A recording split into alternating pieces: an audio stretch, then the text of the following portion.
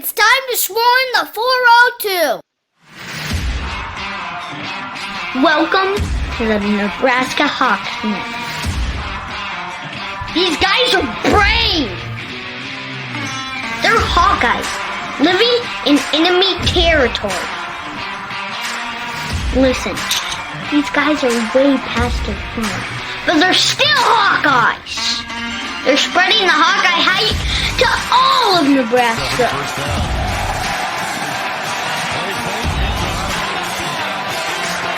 The frost advisory is canceled. Corn huskers, more like corn suckers. Are you ready for this podcast? Let's go Hawks!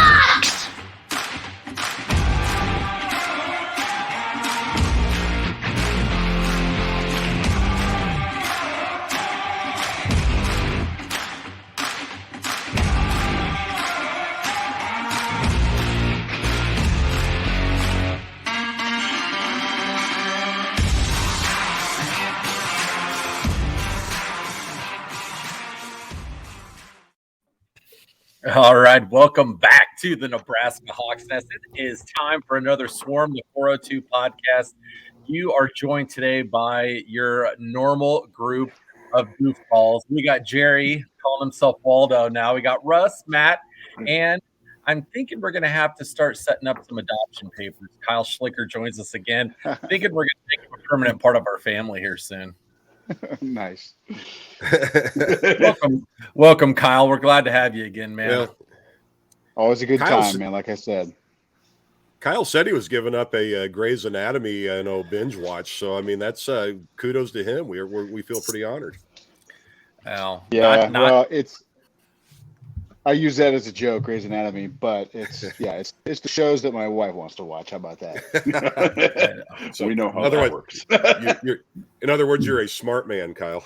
Yeah. Well, not to be a hater, my wife watches that show and it is absolutely terrible. Now, like I can't even sit through 5 seconds of it. Like it is. I'm going to be honest with you. The first 2 or 3 seasons, I'm like, this is good. Like, this is pretty good TV. And then after that, I mean, it just like once everybody had hooked up with everybody and then everyone's cousin, it was just like, okay, this is getting ridiculous. Like it's overly dramatic. And it's in my opinion, one of the worst shows I've ever seen, but my wife loves it. So she, that's what she does when she's by herself and I'm not around. So Jerry, do you catch any Grey's Anatomy? I've never watched it. No. I don't know if I believe that, but okay. Okay. I have seriously. He said I do. He just admitted it. I have never seriously watched a single moment of Grey's Anatomy. Never even been on my radar. I used to, like I said. Russ, you ever, have that guilty pleasure indulgence, like a little Melrose Place, a little Beverly Hills 90210, a little Russ has never. I've never even seen a Seinfeld episode. Ooh, that's bad. Yeah. I know it's bad. I just don't. I don't watch TV. Kyle, you said you've never seen Game of Thrones. Not a single moment. That might be Me neither. That might be the single greatest television show I've ever seen in my life. Not only have I seen it, I've seen every episode there is. It's amazing. Well, and I get it. I totally understand. And I'm down. I really am. But if I'm going to do it, I'm going to do it right, and I'm going to binge the whole damn thing without any interruptions all the way through. What's it streamed on? HBO Go. HBO Max. It's on. Max or whatever that is. Yeah. I was just always too cheap to pay the subscription fee for HBO. That's the only reason I've never seen it. So, I don't anymore. But back in the day, man, HBO was just killing it. It was like every single Sunday night. It was like 2 or 3 great shows every single night. And I'm like, okay. That was back when they had Entourage on, and Matt and I were like obsessed with Entourage. Yeah, so Entourage was awesome. So Boardwalk Empire. You catch that Russ clear way back when on. Yeah, way back when. Yeah, but way back when. Yeah. Days. Oh my gosh, that was Matt so was probably long on ago. Entourage last week. Yeah, he was. He was guest host. I'd kill to see Matt in that house with those guys. The shenanigans that Matt would pull, that would be ridiculous. Oh, all right. Well, let's move away from the television talk. I took us down a path. So last week was a little bit of a mediocre week for everybody. Every single one of you guys finished 4-3. So not so bad. We're looking Matt is overall at a 62.5% winning percentage. And then Russell the Muscle, he is sitting at 63.6. So just a smidge above Matt. And then we have Jerry bringing up the rear at 49%. Adam, let's get it straight. We were mediocre long before last week. So come on. Okay. This is just solidifying what everyone knew about us all along. I mean, and then that's all the reason we have Kyle here, was to try to bring us up, bring our standards up. So. Well, we successfully brought Kyle down to our mediocre level, with Kyle finishing at 4-3 as well. So hopefully the cream's going to rise to the top this week, and Kyle's going to show us that he is better than we are. So that's okay.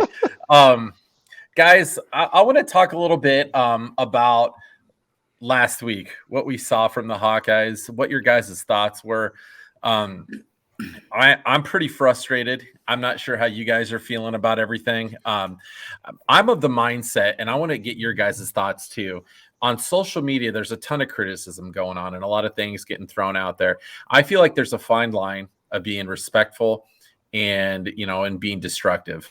But I don't think that if you are critical of your team that you're a bad fan. If you speak your mind and you care and you're frustrated, like I said, as long as it's in a respectful way, I don't think there's anything wrong with that. Now, there's a lot of Hawkeye fans out there that if you say anything negative about the program at all, their response is go root for the Cyclones, go be a Cornhusker fan.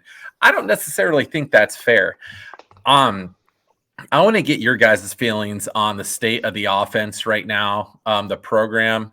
And, I have some pretty strong feelings too, but I really want to see what your guys' thoughts are. Jerry, I want to start out with you and see what you think from what you saw last week and how everything's going right now. Well, it's perspective. And I mean, I try to, I guess I'm a little bit more optimistic, but ultimately, we're 6-2. And by that, I mean, the team is 6-2. And, all's not lost. We've had 2 weeks where we've had offensive linemen out, and it's really showing, I think, that our line is really showing that we didn't have a ton of depth this year, like maybe we normally have. And so you keep it in perspective, and all's not lost. We can still have a successful season. I think the problem we've got, our perception, is that it's just been 2 weeks of abysmal performance. And I mean, it's just compared to what the first 6 games were to the last 2, you went from one extreme to the other. So I don't know. Personally, I don't understand all the negativity. It's just trying to keep perspective on things as we move forward here. Yeah. And I think, that's a healthy approach and a level-headed way to look at it. Russ, what are your thoughts on, in Kirk's press conference this week, he said that there's been no thought at all to put Alex Padilla in. And for a line that's struggling like ours is, conventional wisdom and most coaches out there would think, okay, if we have a line that can't block as well, maybe we need to put a quarterback in there that can move and scramble out of the pocket when it collapses, because it's collapsing about every single time. Russ, what are your thoughts on all this? Russ, you played some college football, and you like Kyle, have a level of insight that, the average fan, it's a little more than us. So what are your thoughts on everything you've seen? Yeah, I think, just looking back at it, I mean, we've started 5 different offensive lines this year. Some of that's due to injury, but, there's no continuity in the, they're not getting the chance to gel as a team on that line and that right side of the line. I mean, if we're going to keep Petrus in there, I think we need to have Pottebaum in the backfield, protecting him and ready to block, maybe lining up double tight ends on that end, just to secure that, to keep him upright. I agree. I mean, Petrus on that scramble there to the left, that boot, that pass he threw looked really good. So, I'm with everybody else. Padilla, you mean? I'm sorry. Yeah. I'm, I was excited to see that. I'd like to see a little bit more of that. I think he deserves probably a chance at this point.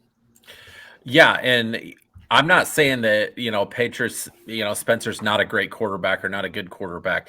With the deck we're playing with right now, I'm gaining more of the opinion that he's not the best hand. Matt, I know you have some strong opinions on what you've seen for him. I know Ferentz in his press conference again this week said he hasn't been spending any more time with the offensive line at all. That he's going to trust in the coaches and what they're doing, and they're going about business as usual, and they're going to focus on improving the offensive line play instead of making a change at quarterback. So, Matt, what are your thoughts on all that? If he thinks he can correct the offensive line play to give Petrus more than 2 seconds of throwing time each play, then fine. But I just, with what I've seen the last 2 games, I just don't see that happening. Like you said, Petrus is a good quarterback. He just doesn't scramble. He doesn't get out of the pocket. That scramble that we saw Padilla make with that throw to Laporta that Russ was talking about, I mean, that was a glimmer of hope almost for a lot of Hawkeye fans. I think they're grasping a little bit at that. To not change something is rough. I mean, you gotta do something. Nothing. It's not working right now. I mean, something's got to give. Something's got to change. And I guess if they really see that the offensive line is improving that much in practice, then fine. But I tell you what, after the first quarter, if it's the same song and dance, they better be willing to pull some strings and make something happen. They're going to lose a lot of people. Now, Kyle, one thing that, I'm not hearing a lot of Iowa fans talking about, and is one of my big frustrations. And, I don't want to ever be disrespectful to Coach Ferentz or the rest of the staff, but, I really feel like that Iowa fans hold Kirk in a very high regard, borderline a Joe Paterno status, a Bobby Bowden status, like really up there that, he's untouchable for us. He's, our guy. And my frustration with that, though, is we always seem to find a way to not win the West.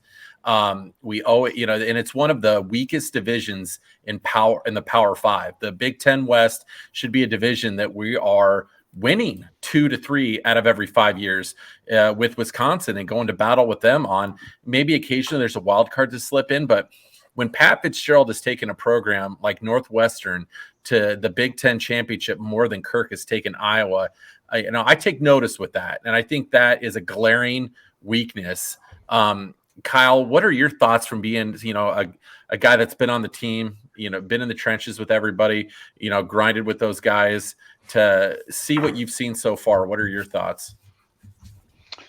Well, I get approached all the time. Well, first of all, I learned a lot being a kicker because I had a lot of time to kind of sit back and observe and just watch, after a few years of seeing the system that Coach Ferentz had in place and all the coaches, everyone bought in. I think I at least, would, obviously everybody on the team had such a tremendous amount of trust in the coaching staff, knowing that whatever system they have in place, we'll practice that system, we'll perfect it, obviously. And you got to remember too, that the whole week of preparation before the game, like everything, I've seen this happen, like everything can be going great. You could have an awesome week of preparation. It could be a killer week. And then we get to a game the next day and boom, everything blows up. Complete chaos, and no one knows why. Coaches are mad, throwing stuff in the locker rooms. Just one of those things that happen. But what was the other question? Sorry, I kind of went off track there. No, that's great. No, just about what your thoughts are on, the state of the offense, how everything is going, your feelings as, a fan from what you've seen and a former player on maybe some adjustments that need to be made. And if we can turn this ship around. Yeah, I know. And 2 losses, it's not necessarily, I know it's just 2 losses. Oh my gosh, we're still doing great, but it is the fashion of the way it happened. And I remember being very, very embarrassed, even just to talk to my dad, who was a huge fan, after we'd have big losses. I mean, especially back-to-back losses where you definitely you're deflating that momentum. All I can say is that on the inside, like those guys with the offense, if they're not tweaking something, maybe they did tweak something, we didn't see it, or there was a great week of a great preparation week, and that quarterback won that position again. For Coach Ferentz to say that there hasn't been any thought about a backup quarterback yet, or a guy coming in, I think that tells me that maybe there's something wrong with the other quarterback that just really doesn't want them to put it. Really, makes it so they don't put him in, but they don't want to put him in. Who knows? Man, I just kicked footballs, man. That's all I did, and watched everybody else have fun. I mean, I had a great time. Well, Hey, love it. My 5 years was just a big party while I kicked footballs. well, Kyle, just a quick question, and maybe you don't really have an answer for this, but I've heard some people say, well, is it the new offensive line coach? He's been there, this is what year one. But Kirk's pedigree is offensive line. I mean, he coached the NFL. Brian's pedigree from the NFL to college for 12 years is offensive line. In a 2-week period, I can't really fault the guy who's in his first year in the program. And when you've got an entire lineup of people who have pedigree in offensive line play, but for a 2-week period, there just wasn't much difference. If there was any changes. I mean, do you have anything you can add or anything we need to be thinking about in that regards? Or I would just say that I guarantee that whatever assignments those linemen missed, and film was during that first week, film was watched, film was studied, film was assessed, and they were definitely told what they needed to be working on. I guarantee it. And again, like this is where I kind of start to go back to, hey, look, you're top-notch players. You should definitely be able to execute the plan and the system that the coach has in place, as well as take whatever he says and put it into physical action. It's I don't know, man. It's just I think it comes down to just discipline on the players' side, as well as thinking maybe of a different way. Who knows? Maybe they're not retaining the information. Who knows? I don't know. Yeah. Man. Well, that's if you want to go the Marshawn Lynch route and just say, hey, I'm just a kicker and I kicked footballs, that's a perfectly good answer. So I think that's a T-shirt. I just kick footballs and party. Like I just kick footballs and party. Why wasn't I a Kyle Schlicher. kicker? I should have been a kicker. It was my calling. Yeah, man. That's great. And I just want to reiterate the fact too that I think it's okay as passionate fans, that we are critiquing the team. As long as you're not on social media calling out players individually, in their families and being disrespectful. It's like, like Kyle said, it's not that we've lost 2 games. It's in the fashion that we've lost them. It's not, we've got our butts kicked, in 2 games in a row. And if we don't bring it against Northwestern this week, it's going to happen again. I know Nebraska blew out Northwestern and they don't have a real sparkling record, but they're playing a lot better football now than they were week 1. They've improved progressively throughout the week. And I've gone on record for saying a long time, I think Pat Fitzgerald's the best coach in the Big Ten. They always say that Kirk does more with less. I think Pat Fitzgerald does more with less. He doesn't have the facilities. He doesn't get the recruits. And yet, he's in the Big Ten championship 2 out of the 3 last years. So, I my frustration too is I don't feel the sense of urgency that they're trying to make changes. And when you're watching the college football playoff selection show, I don't know, did any of you guys get a chance to watch that at all on Tuesday? I didn't get to see it, no. Okay, they really reiterated the fact that they didn't want to put Iowa in the top 25 at all. They wanted to leave us out, and Penn State's not in it. Yeah, Penn State's not in, and like they're scratching their heads right now about what's going on with us. And the so is every Iowa fan. It's just an odd thing, and we seem to end up having this conversation most years at some point, just because we don't ever want to make any adjustments. We love you, Hawkeyes. We love the coaches. We love the players. We're angry because we care. So, all right, Adam, you watched the show? I did, yes. Yeah. So, how did they justify putting Cincinnati number 6? I know this is an Iowa podcast, but that's appalling to me.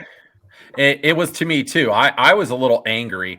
There's a lot listening to sports talk radio, Russ, as I'm sure you do. A lot of the SEC bias stuff is coming out right now. Again, that they put Alabama number 2 like that when they barely beat Florida and they have a loss on their record against Texas A&M. So and Texas A&M had their backup quarterback, might I remind you, in that game, and they still beat Alabama with their backup quarterback. Yeah. So their whole stance is they flat out made it clear they don't respect teams outside of the Power 5.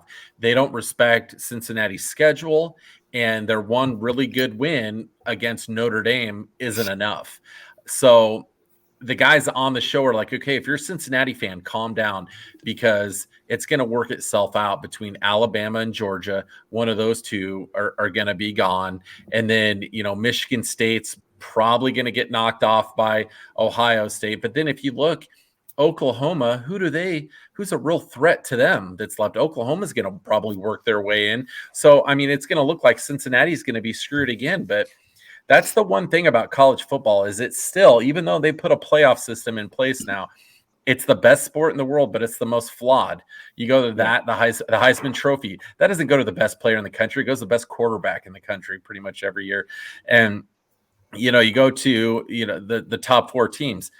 Alabama doesn't deserve to be number 2. They're going off resume from past years. Jerry, what are your thoughts on that? Did you get a chance to see who they put in the top 4?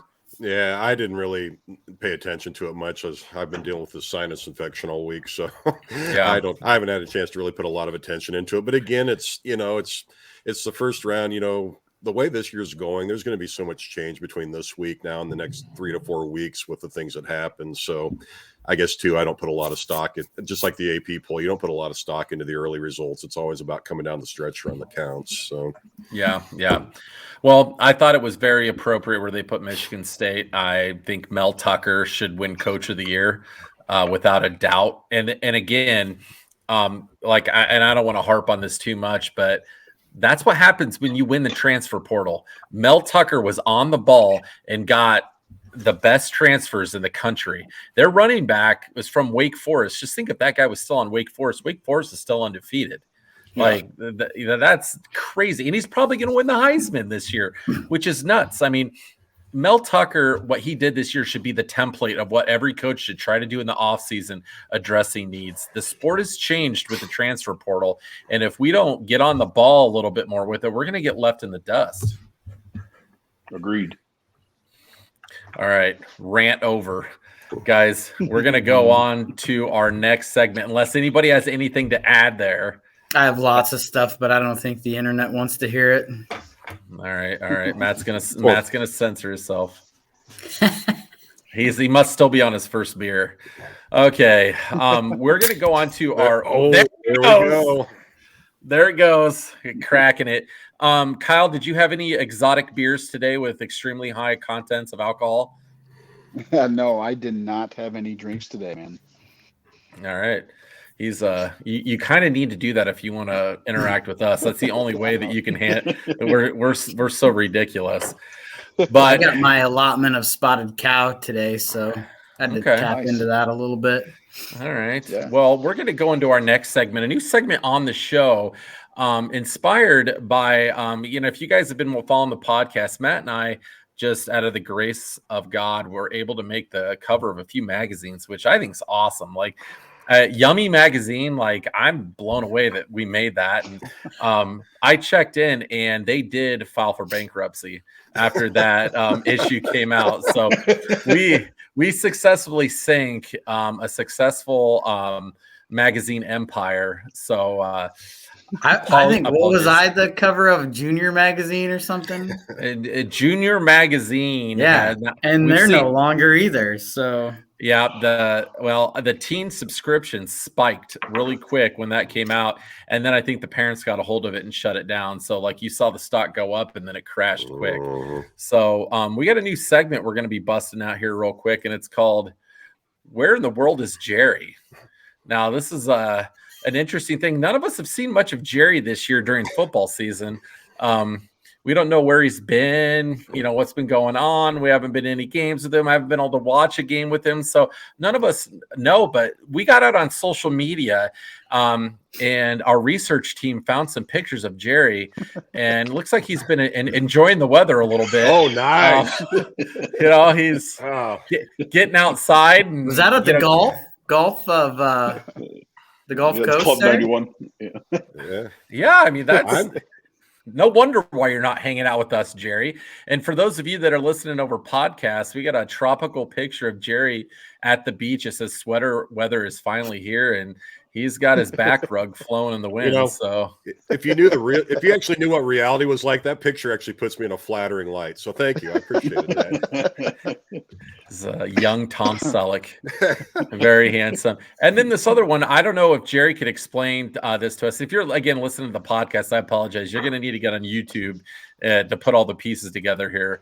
Not sure where you're at here, Jerry. This is an interesting outfit. It's not your color, Jerry. That is. Did you go to France to try some fine wines? I did. Hey, I did, but at least I kept the black and gold tie, guys. Come on. Oh, I was still ready. More of a cheetah print tie. Yeah. It's black, Matt. It's black and gold now. All right. So. To each their own, Jerry. some fine wines and exotic cheeses. Jerry had a very fancy weekend. I feel like Russ is about ready to go overboard right now, laughing. He's trying to keep it together right now. This is we got another picture of Jerry at the beach. Now he's can't hang out with anyone during college football season, but he has time to get to the beach. Oh yes. Yes. Jerry and his mankini. I like the crop top. Yeah, I mean, that's Jerry's been hitting the gym. You can tell. It's looks like a gorilla with those nips hanging out of the fur. It's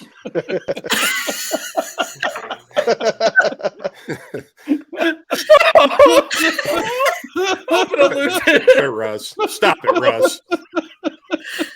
I'm gonna lose it. Oh, sorry, I'm getting dangerously close to the edge.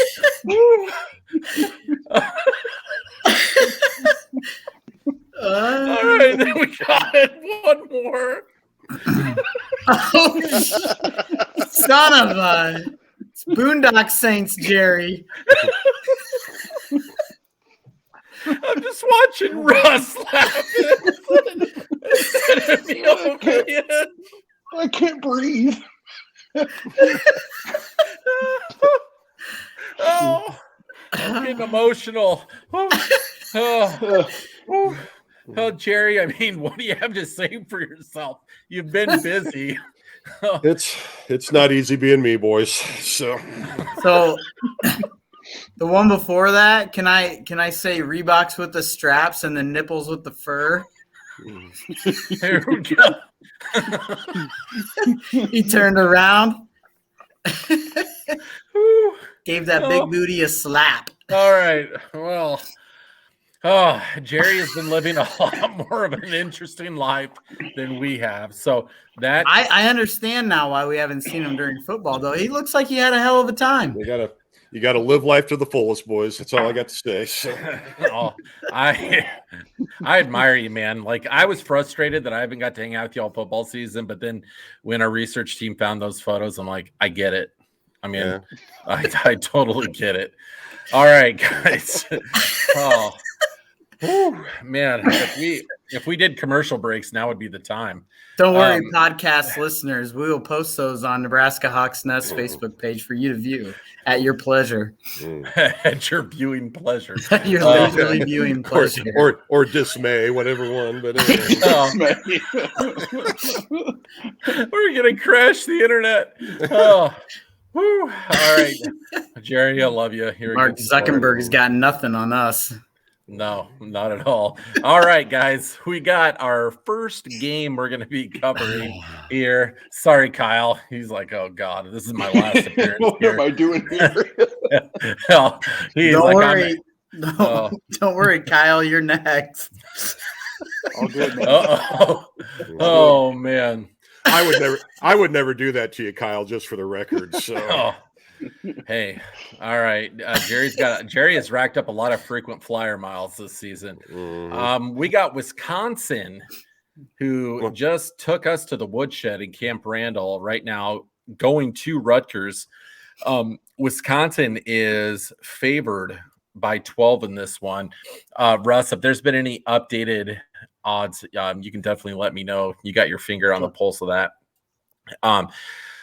Jerry, who you taking in this one? Wisconsin at Rutgers. Wisconsin favored by 12. Oh, I'm going with Wisconsin on that one. I don't know. I think they're pulling it together like Wisconsin usually does down the stretch. So, okay, all right, Russ, who you think it's going to pull this one out? Wisconsin at Rutgers going to Piscataway. I've got Wisconsin as well. I think they'll cover the 12 points. I mean, Rutgers seems to kind of be falling apart here as the season moves on. They've got a couple injuries, and that transfer quarterback from Nebraska just isn't playing very well. Yeah. Well, Matt, I couldn't have been more wrong when I said about 3 weeks ago, I said we might be finally witnessing the downfall of Wisconsin. They might be dropping and it's our time to take over. That's clearly not happened. They have, I saw a stat, they've beaten Iowa 8 out of the last 10 years. I didn't realize it had been that dominant. I knew they have won more, but a lot more than we have. They are going to be going to Rutgers, the birthplace of college football. Matt, Wisconsin's favored by 12. Who do you got? I got Wisconsin in this one as well. They're coming alive. Their defense is playing well. Their offense is playing well. I just think they're putting it together. Mertz he struggled at first, but he's kind of pulling himself together. They didn't turn the ball over against Iowa, against us. So, he's going down that path where he's taking care of the ball. The defense is playing as good as they have all year long, and I don't know that Rutgers can overcome that. So, yeah, I'm going to take Wisconsin. All right. I was distracted by Russ's yawning, getting me ready for bedtime. All right, Kyle, who do you got in this one? Wisconsin at Rutgers. Wisconsin favored by 12. I'm taking Wisconsin. Coming off an explosive victory at home, they've got that confidence, momentum going into the next game, flying there. Going back to what you said earlier about these all the rankings and stuff. I remember feeling really uneasy about Iowa getting ranked so high so quickly because I at least felt more comfortable as a player. After the first 5 or 6 wins, that's when I was I felt really good about the team. Mm-hmm. Anyway, I'm taking Wisconsin. All right. Well, that's a good point from a player perspective. I know as fans, we always get a little nervous when, the first week or two of the season to see us real high. We're like, oh, great. It never seems to go as well when we start out a season highly ranked. When we start out right outside the top 25 or around 20th, I feel like that's kind of our sweet spot.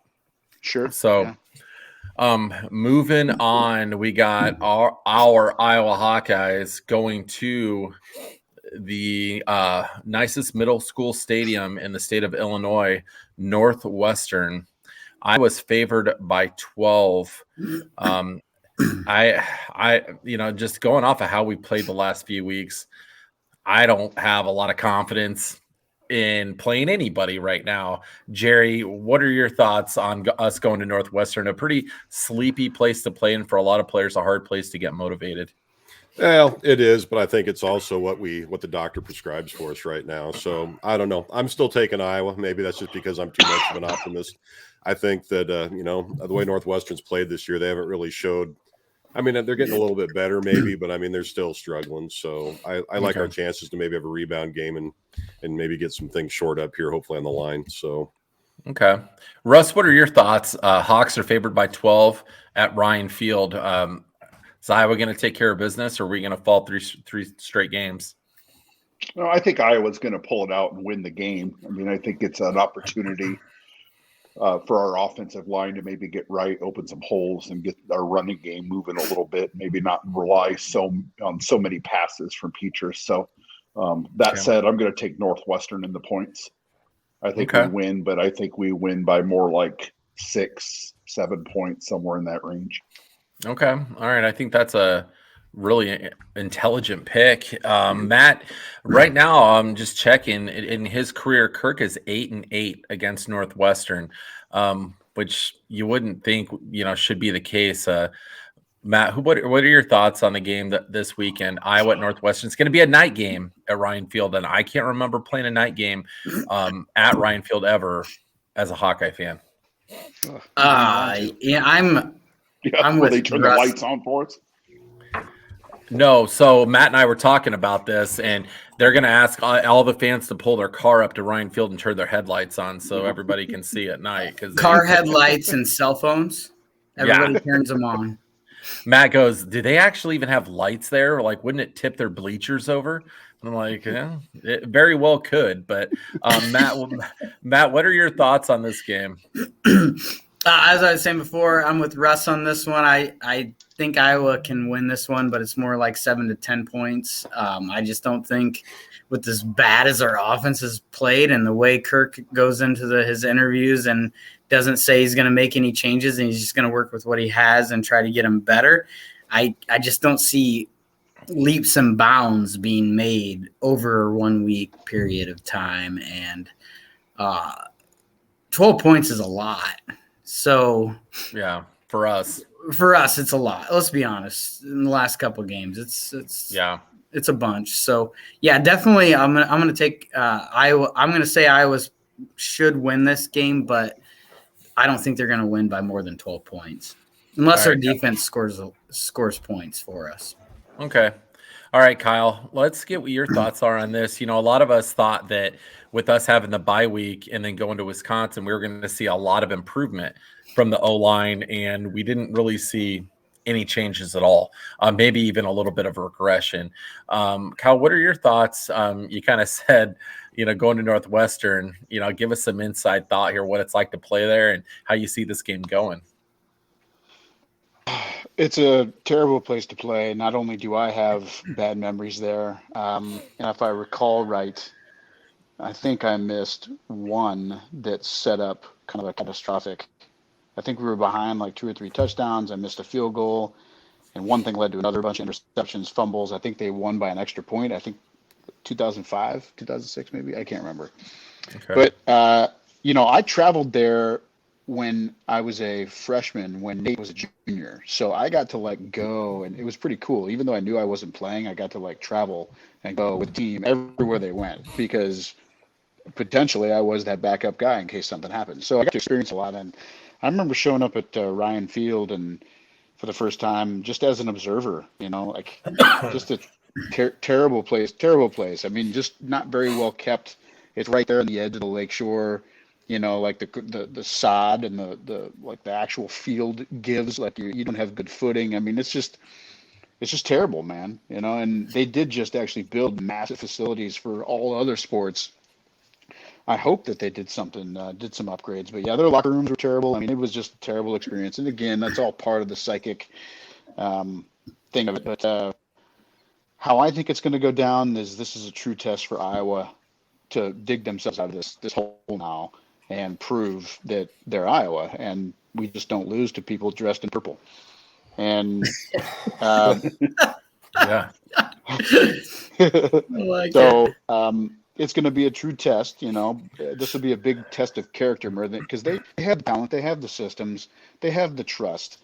This will be like the grit, the grind. This will be who really wants it, who wants to, finish the season the way that we're supposed to finish the season. So I'm going on this one. All right, I like it. And again, I want to be an optimist. We can still have a great season and go to a really great bowl game. And you know what? This might be the dumbest thing ever said, but there's still an inkling of a chance we could win the West. It could happen. It gotta win out. We got to win out, and we need Minnesota to beat Wisconsin.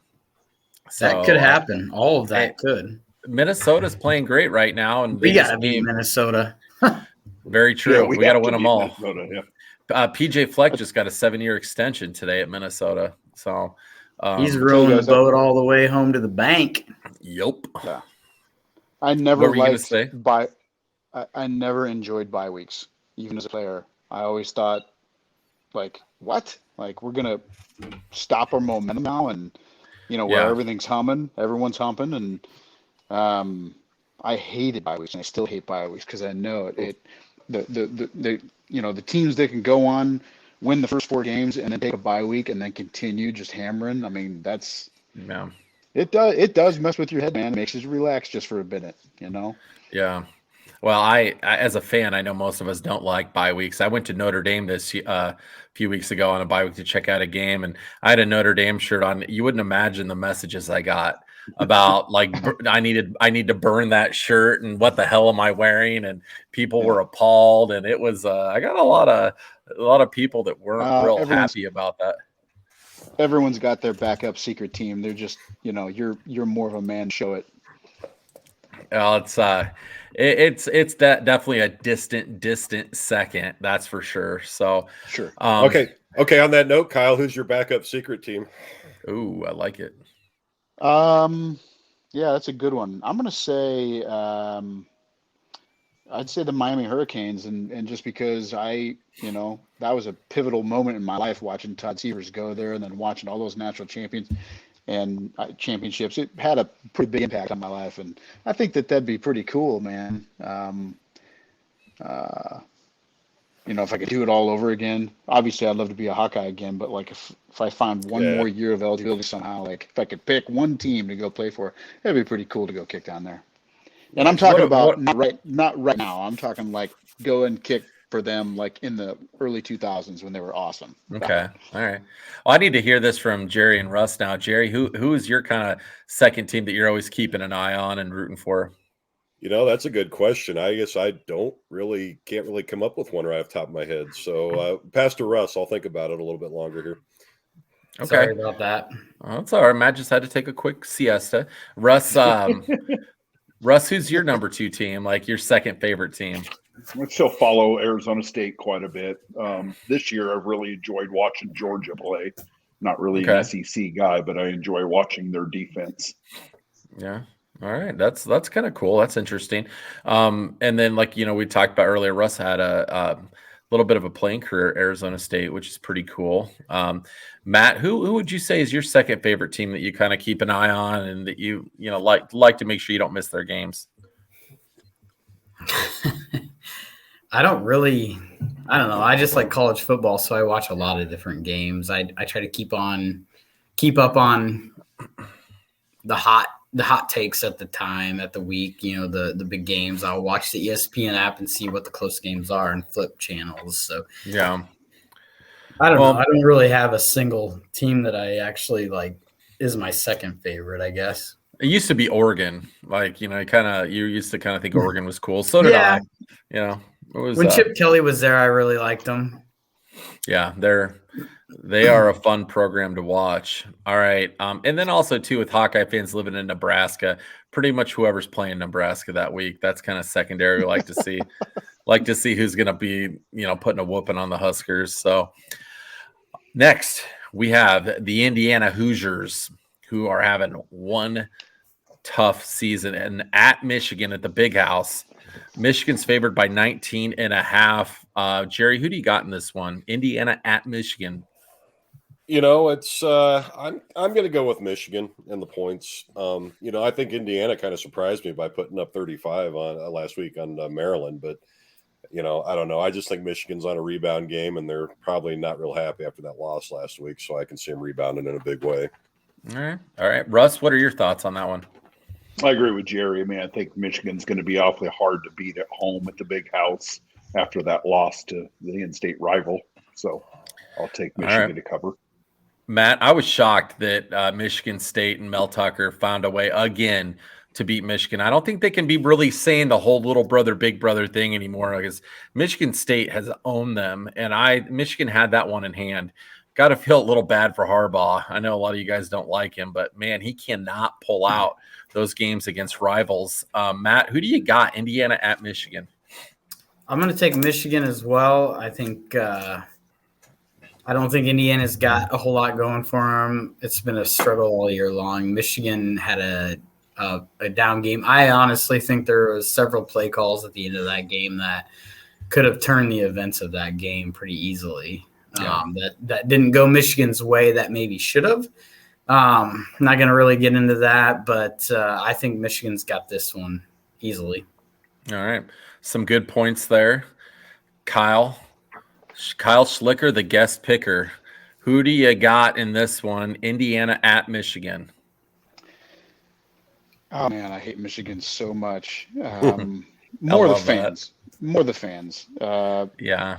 The arrogance. Yeah, I really, just so arrogant. By the way, did you enjoyed that picture I sent you of me flipping off the O? Yeah, that was fabulous. You didn't share that out. Yeah. I did not. I didn't know if Kyle wanted me to or not. Like, I didn't want to, violate privacy. Yeah, because you asked me if I wanted you to share my photos out, and you were sure considerate about that. So hey, that was the research team. That was not me. Kyle gets asked, but I don't. Thanks a lot. Those are already on social media. That's where he got it.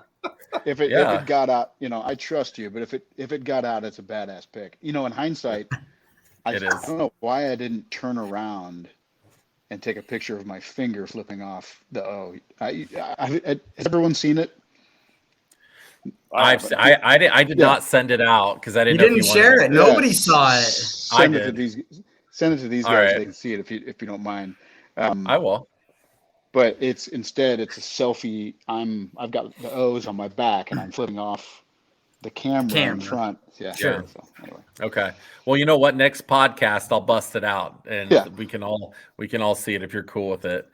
Yeah. Okay. Who's up next picking here? Where are we at now? We got Kyle. Kyle, did you give your pick yet? I know you were talking about your disdain. Sorry, I'm going with an Indiana upset. Oh, really? All right. Wow. I just hot take. There's that deep hatred for Michigan, and I just love seeing them suffer. And also, I think it'll be pretty tough. You just never know. I've seen anybody can beat anybody on any given day, and for this one, I'm feeling it. Indiana, come on! And plus, I played against a guy who went to Indiana, Kenny Kendall. He was number 92, and he ended up working with him at Naval Special Warfare. We didn't even know it at the time that we were going to be working together. So pretty cool. That's cool. He came within millimeters of blocking my field goals and extra points, and we ended up working together for a decade. Cool. Kyle told us last week he's an emotional picker, so that's no surprise with his dislike of Michigan. So hey, I like it. You got to have some emotion in the game sometimes. Next one we got. Now I'm rooting here for Brett Bielema. I know Kyle is too. Kyle is a Brett Bielema fan. We got Illinois at Minnesota. Minnesota's favored by 15. It's in Minneapolis. Probably going to be a chilly one, but hey, Illinois people can handle the cold. They're used to it. They know. And if Bielema can pull this one out, it's going to be huge for us. Jerry, who do you got in this one? Minnesota favored by 15 against the Fighting Brett Bielemas. I'm taking Minnesota. They're just on a roll right now, and I don't know. I can see them covering the 14, 15 points pretty easily with how they're playing. So yeah. Okay. That seems logical. Russell the Muscle. Who do you got in this one, sir? I'm going to take Illinois.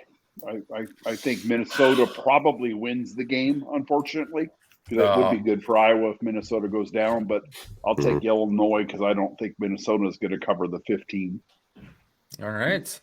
I like it. Matty Ice, who do you got in this one? This could be a sneaky good game that no one's talking about. I'm going to take Illinois on this one too. I don't think they can. I don't know that Minnesota is going to cover that spread. That's a lot of points. Illinois, they'll get up for games. They've proven to us that they'll get up for games. Early on when they beat Nebraska the very first game, Bielema's got away with some of these guys, and he's a good coach. And I don't know that Minnesota's going to cover those points. I hope they beat them, but I can't say that Minnesota is going to let that happen. But the points are too much for me to swing that way.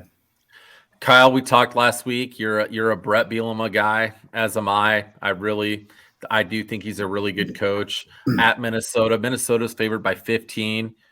Mr. Schlicher, who you picking in this one? I was just thinking back and forth, and I want to go with Illinois. I really do. I hated when Lovey was in charge for a while, and when he got let go, I hated it just because I thought, come on, like that program has gone through quite a few head coaches in the past decade, couple decades. You just feel bad for the guys that are playing, like they don't have, and of course I had a great experience, but it's got to be tough changing coaches all the time and changing structures and philosophies and systems. Yeah. And gosh, it's terrible. So for that reason, I'd want to go with Illinois, but I have a feeling Minnesota's going to take this one at home. It really feels like Minnesota has their guy, and PJ Fleck seems to be doing pretty well at Minnesota, getting more and more consistent as time goes on. So only time will tell. All right. We have James Franklin and Penn State. I wonder if he knows where he's playing this week. They're going to Maryland. Penn State's favored by 11 at Maryland. Potentially the future head coach of USC at Penn State there. Coach Franklin. Ooh, geez. That was a loud one. He does that on purpose just to be disruptive. Jerry, who you taking at this one, Penn State or Maryland? Says the guy who we could just hear mixing his drink off camera when the last answer was going on. Okay, I was wondering if you guys heard that because I was pouring a beer in my glass, and like as I'm doing it, Jerry looks up like he could hear it, and I'm like, maybe that was louder than I thought. All right, well, it's hump day. I'm drinking beer. That's all right. All right. I honestly, in this thing, I don't know. I'm taking Maryland on this with the point. It's at home, and I think Maryland, a few years ago, Maryland tried to up the ante and trying to make this into some sort of a rivalry after they joined the Big Ten. And I just kind of think, after Penn State coming off that hard loss against Ohio State last week, I could see Maryland maybe sneaking up on them a little bit this week. So I'll go with Maryland. All right. Russ, what are your thoughts on this one? Penn State, they had a pretty good showing against Ohio State last week. They were a lot tougher than a lot of people thought they were going to be. Who you taking in this one? Penn State favored by 11 going to Maryland. Yeah, I thought Penn State looked pretty good on both sides of the ball, and offensively and defensively. I'm going to take Penn State to cover the 11. All right. I think that is a solid pick. Matty Ice, who you taking in this one? The Nittany Lions and the Fighting Turtles. I'm taking the Lions. Lions always eat turtles. It's true. Matt, did you know why? I think I've told you this. Why they're called the Penn State Nittany Lions? I know you told me. I forget. It's because that's a mountain lion that's on Mount Nittany in Pennsylvania, and so it's a pretty common mountain lion out there. So that's why they are the Nittany Lions. Your fun fact for the day, Kyle. Who are you taking in this one? Penn State at Maryland. All right, I'm taking Penn State as well. I don't really know much about Maryland, and it still baffles me to this day that they're in the Big Ten. It's just really weird to say. But, I didn't play against Maryland. I can't say I've actually watched. I mean, other than when Iowa's played them, I haven't really paid attention too much. But yeah, I'm taking Penn State on this one. Okay. All right. Just don't know enough about Maryland. All right. We're gonna swing back over to Matt. We cut Matt off there. I apologize for that, buddy. We got Penn State at Maryland. Matt, give us your thoughts on this one. I'm sorry. That was my bad. That's fine. I was just surprised it went over. We're getting kind of long anyway, so I'll make it brief. I just think that Penn State played a good game against Ohio State. Maryland's still struggling. They can put up some points offensively, but I don't think they're going to do it against this Penn State defense.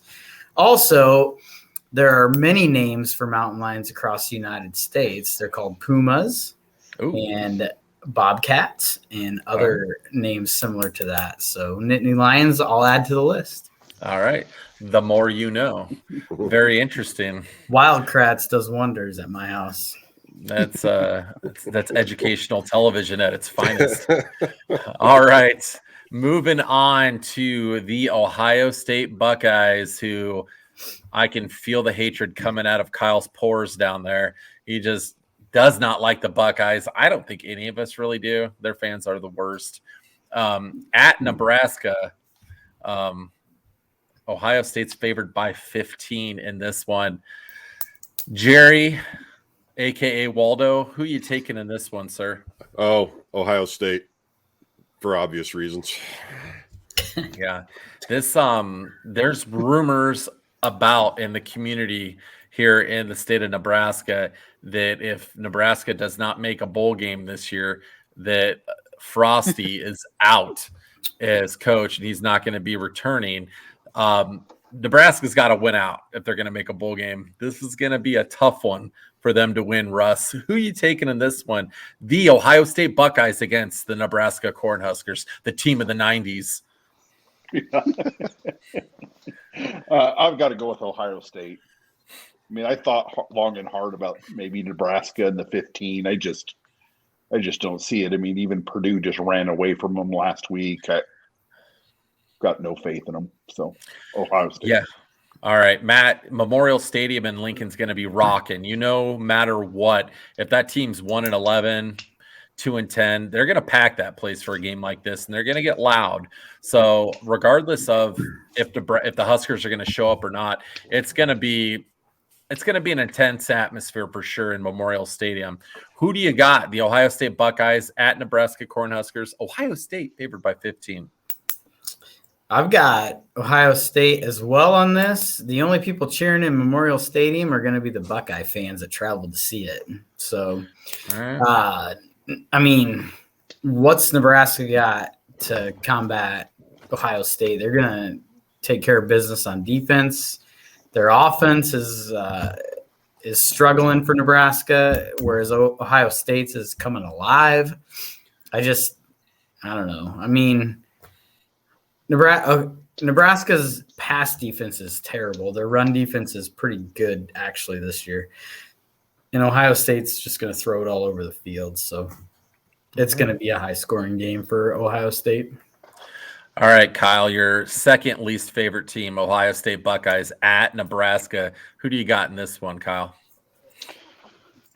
I remember going to the Nebraska football camp with a couple of my buddies, and I was the only kicker out of 400 people there. And I started kicking 60-yarders in the Memorial Stadium, and I remember Frank Stolich walking over to me and shaking my hand and not knowing who I was, even though their staff just offered me a gray shirt. So, F Nebraska, I'm going with Ohio State. All right. That's a very consistent response from guys that have been recruited by Nebraska or, disrespected by Nebraska is they may be offered you, but they don't know your name. They don't know where you're from. They don't know anything about you.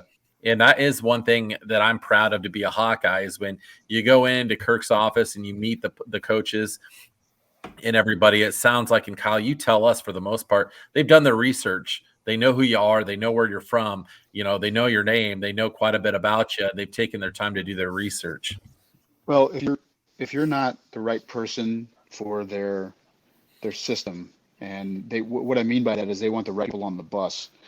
They don't care if you're a 5-star wide receiver if you're a bad person. They're not going to recruit you. And if we did that, we'd probably have a bunch of national championships, but we'd have kind of a toxic environment. And I wouldn't be the man I am without, the coaching staff that I had and the experience that I had. So anyway. Yeah, they would rather take a 2 or 3-star that, that has a great attitude and a lot of heart that just needs a little bit of talent work, No, I think that's really well said. And it, kind of brings it full circle. We were frustrated and doing some complaining and venting there at the end. But, as an Iowa fan, former player Kyle, we have a lot to be proud of the program. There's a lot of accomplishments over the years, and they have done things in a first-class manner all the way. So you'll always be able to say that about Kirk. No matter what is frustrated with him as we get sometimes, we still respect him. We still love him. All right, guys, the last game we are picking this week on the Swarm, the 402 podcast, we got Michigan State, Mel Tucker, possible National Coach of the Year, favored by 3 going at Purdue on the road, Ross-Ade Stadium. Jerry, who do you got in this one? This could be a good game. Every year there always seems like some sort of a team of destiny that kind of comes out of nowhere. And Michigan State's that team this year. I think, they're going to have a big game with Ohio State, I think, coming up here in the next 2 to 3 weeks. And I think they continue to roll through Purdue. I'll take them in the 3 points. So, okay. All right, Russ, what are your thoughts on this one? Michigan State at Purdue. I'm surprised at the line here, -3. They got Michigan State favored. I thought it would have been a little more. Who you taking in this one, Russ? Yeah, I was a little shocked at the line myself. I mean, I think it's going to be a fantastic game and can't wait to watch. I don't know what time does this one kick. Does anybody know? I don't know on this one. Because we don't play until, 6:30 Saturday night? I think Jerry is paging our research team right now. We play at 6? Yeah, we play at 6. Jerry is paging the research team, though. We'll find out what time Michigan State Purdue is.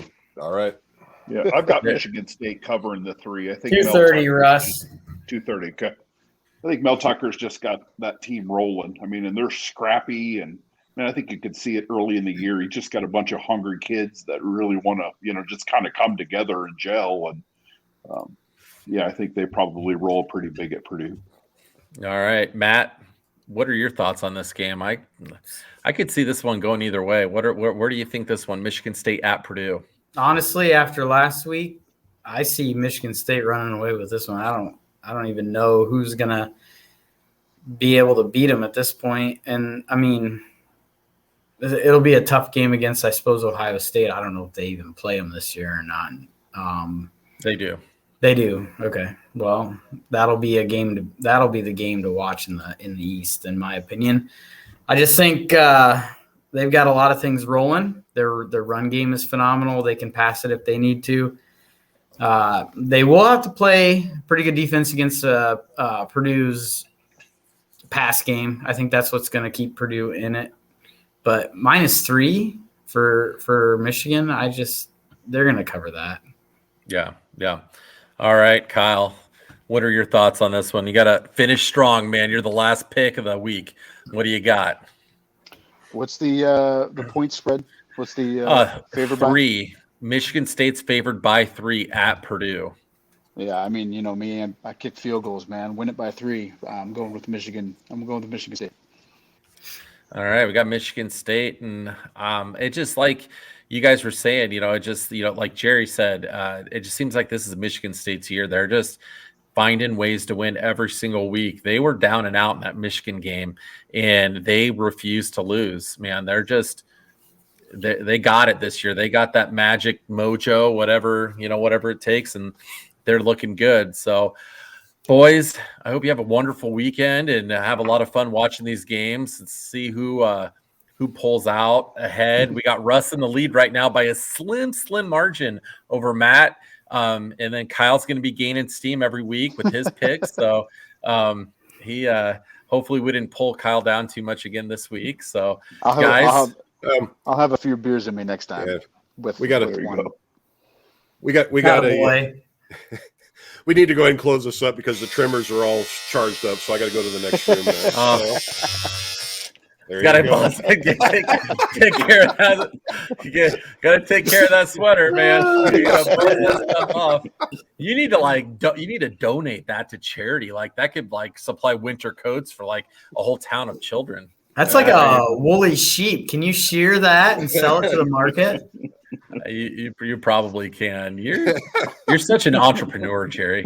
I am. Yes. There's next thing you're just growing woolly hair for coats for the needy. That's just an amazing feat for you, Jerry. That's because it's because Jerry's always thinking about others. That's who he is. If you've noticed since I've started manscaping, there's no Bigfoot sightings anymore. So Yetis. Look at that manscaping. I'm telling you, those are gorilla nipples.